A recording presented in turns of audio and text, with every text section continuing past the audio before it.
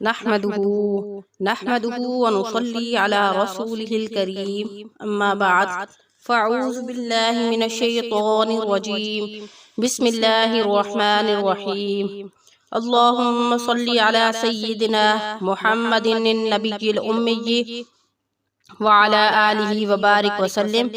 شروع اللہ کے نام سے جو بڑا مہربان اور نہایت رحم کرنے والا ہے۔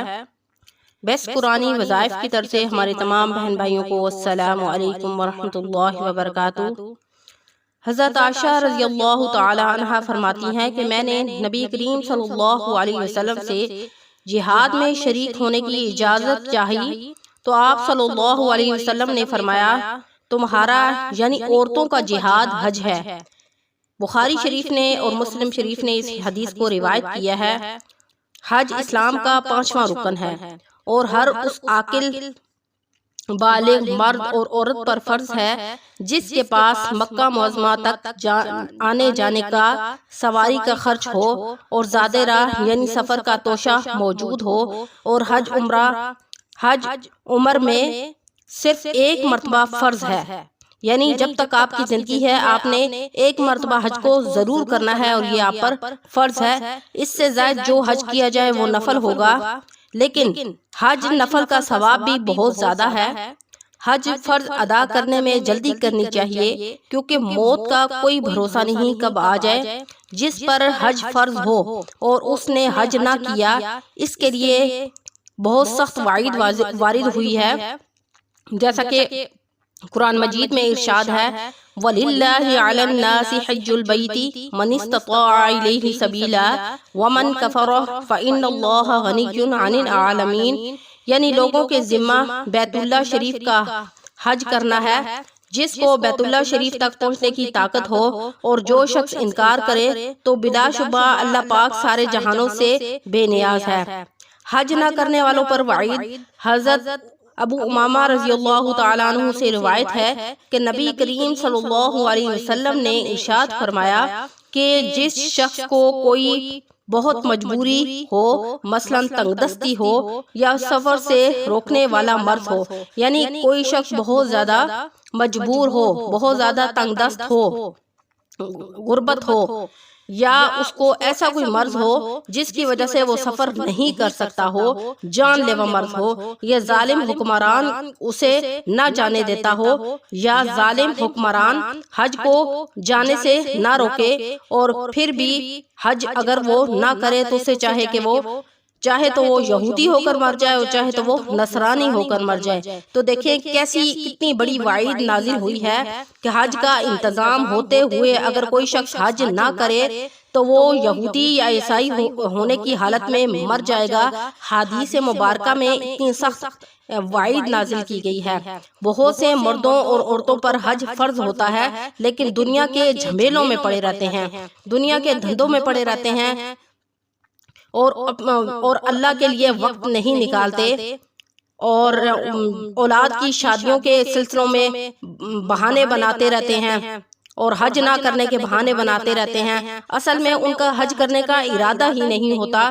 پھر بعض مرتبہ ایسا ہوتا ہے کہ اسی جھمیلوں میں ان کی رقم ختم ہو جاتی ہے اور ان کو موت آ جاتی ہے اور زندگی بھر حج نصیب نہیں ہوتا اور وہ سخت گناہگار ہو کر مر جاتے ہیں۔ حج اور عمرہ کرنے کی فضیلت۔ حج کی بہت بڑی فضیلت ہے۔ ایک حدیث مبارکہ میں ارشاد ہے کہ جس نے حج کیا اور اس میں گندی باتیں نہ کی اور گناہوں کا ارتکاب نہ کیا تو وہ اپنے گناہوں سے پاک ہو کر ایسا لوٹا جیسا اس دن تھا جبکہ اپنی ماں کے پیٹ سے وہ پیدا ہوا تھا۔ اس حدیث مبارکہ کو مسلم شریف اور بخاری شریف نے روایت کیا ہے۔ ایک حدیث میں فرمایا کہ ان الحج یہدم ما کان قبلہ، یعنی حج ان سب گناہوں کو ختم کر دیتا ہے جو حج سے پہلے ہوئے۔ حج کی طرح عمرہ بھی ایک مستقل عبادت ہے، وہ بھی مکہ میں ہوتا ہے۔ اس میں کعبہ شریف کا طواف اور صفا اور مروہ کے درمیان سعی کی جاتی ہے۔ عمرہ سنت مؤکدہ ہے، یعنی سنت مؤکدہ وہ ہوتی ہے جس کو آپ نے ہر حال میں ادا کرنا ہوتا ہے، اور سنت غیر مؤکدہ وہ ہے جس کو آپ اگر ادا نہ کریں تو اس پر آپ کی پکڑ نہیں ہوگی، لیکن سنت مؤکدہ وہ ہے کہ جس کو آپ نے ہر حال میں ادا کرنا ہے۔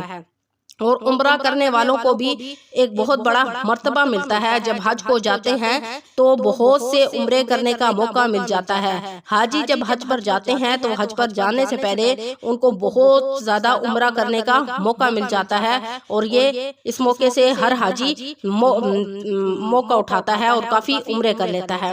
حج اور عمرہ کرنے والوں کی فضیلت آپ صلی اللہ علیہ وسلم نے فرمایا، ان الحجاج والعمار وفد اللہ ان دعوت اجابہم وان استغفروہ غفر لہم، یعنی حج اور عمرہ کرنے والے اللہ کی بارگاہ میں حاضر ہونے والے لوگ ہیں، ان کا مرتبہ اتنا بڑا ہے کہ اگر اللہ سے دعا کریں تو اللہ تعالیٰ ان کی دعا کو قبول فرمائے گا، اور جس شخص کے لیے یہ مغفرت طلب کریں گے تو اللہ کریم ان کی دعا کو قبول کریں گے اور ان کو بخش دیں گے۔ حضرت ابو ہریرہ رضی اللہ تعالیٰ عنہ سے روایت ہے کہ نبی کریم صلی اللہ علیہ وسلم نے دعا کی، اللہم اغفر للحاج ولمن استغفر لہ الحاج، یعنی اے اللہ حج کرنے والے کی مغفرت فرما، اور جس کے لیے وہ مغفرت کی دعا کر رہے ہیں اس کی بھی مغفرت فرما۔ سبحان اللہ، دیکھیں کتنی فضیلت ہے۔ اور حج مبرور، حج مبرور کون سا حج ہے؟ حضرت عبداللہ ابن عباس رضی اللہ تعالیٰ عنہ سے روایت ہے کہ نبی کریم صلی اللہ علیہ وسلم نے فرمایا کہ حج اور عمرہ ساتھ ساتھ کیا کرو، یعنی حج کے بعد عمرہ بھی کرو، کیونکہ یہ دونوں تنگ دستی اور گناہوں کو اس طرح دور کر دیتے ہیں جیسے بھٹی لوہے اور سونے اور چاندی کے میل کو دور کر دیتی ہے۔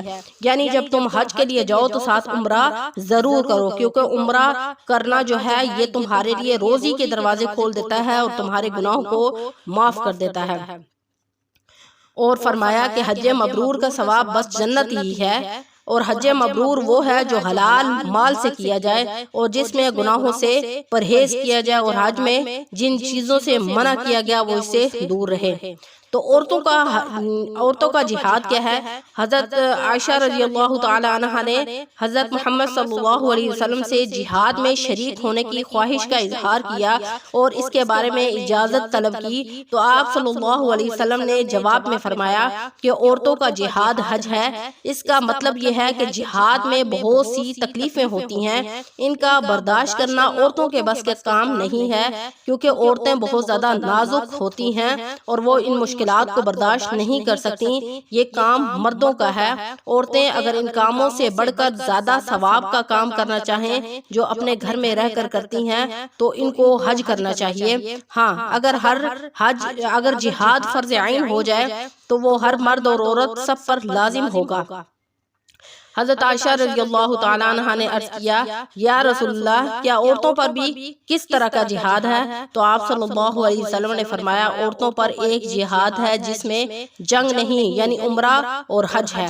حضرت ابو ہریرہ رضی اللہ تعالیٰ عنہ فرماتے ہیں کہ نبی کریم صلی اللہ علیہ وسلم نے فرمایا کہ بڑی عمر والے اور ضعیف اور عورتوں کا جہاد حج اور عمرہ ہے، یعنی بڑی عمر والے جو لوگ ضعیف ہیں، حج نہیں کر سکتے، یا عورتیں نازک ہوتی ہیں، ان کا جہاد کیا ہے؟ حج اور عمرہ ہے۔ اگر وہ اپنی زندگی میں حج اور عمرہ کر لیں گے تو گویا کہ ان کا یہ جہاد ہے۔ حج کے شرعی اخراجات میں سفر مدینہ اور تبرکات کا خرچ شامل نہیں ہے۔ حساب لگائیں کہ ہمارے پاس اگر جائیداد اور زیورات اور نقدی کی کس قدر مالیت ہے۔ اگر جہاد فرض ہوتا ہے، اگر آپ کی جائیداد میں اتنی آپ کے پاس رقم ہے، اتنے زیورات نقدی آپ کے پاس اگر موجود ہیں جتنے میں آپ حج کر سکتے ہیں، تو آپ حج کرنے میں کبھی بھی کوئی کوتاہی نہ کریں، تو آپ کے لیے حج ہر حال میں فرض ہے۔ اگر آپ اپنی زندگی میں اس وقت اگر آپ نے حج نہ کیا تو آپ گناہگار ہو کر مریں گے۔ حج کی فرضیت کے لیے مکہ شریف تک سواری سے آنے جانے کا خرچہ اور راستے کے اخراجات کا ہونا شرط ہے۔ یہ رقم بہت زیادہ نہیں ہوتی۔ تبرکات جو خرید کر لاتے ہیں اور جو مال و اسباب یا رشتہ داروں کو تحفے دینے کے لیے خرید کر لاتے ہیں، ان سب کو جہاد ہی کے خرچ میں شامل کرتے ہیں، یہ غلط ہے۔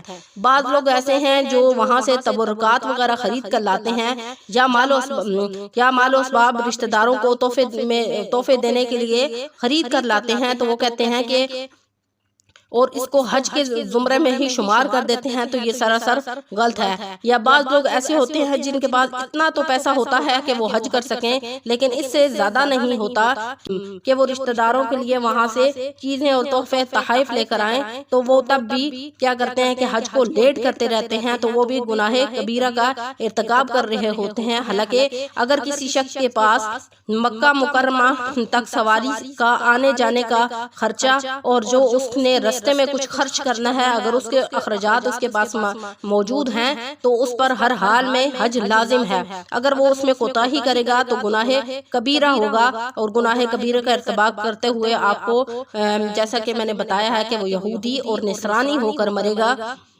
تو وہاں پر جو تبرکات ہم اپنے عزیز و اقارب کے لیے لے کر آتے ہیں اور ان سب کو ہم حج کے خرچے ہی میں ہی شمار کرتے ہیں تو یہ سراسر غلط ہے۔ بلکہ اگر مدینہ منورہ آنے جانے کا خرچ نہ ہو اور مکہ تک آنے جانے کی قدرت ہو تو اس صورت میں بھی آپ پر کیا ہوگا؟ حج فرض ہو جائے گا۔ البتہ فیس معلم اور وہ اخراجات جو حکومتوں نے قانوناً لازم کر رکھے ہیں، ان کا خرچ حج کے خرچے میں شمار ہوگا۔ اگرچہ بعض ٹیکس ایسے ہیں جو حکومتوں کو ان کے لینے کا حق نہیں ہے، اور یہ درست بھی نہیں ہے کہ حکومت ان سے یہ ٹیکس لے، لیکن اگر اس کے بغیر حکومت حاجیوں کو حج نہیں کرنے دیتی تو وہ ادا کرنا ضروری ہے، اس لیے مجبوراً ان کا خرچ بھی حج میں شامل ہوگا۔ وآخر دعوانا الحمدللہ رب العالمین۔ السلام علیکم ورحمۃ اللہ وبرکاتہ۔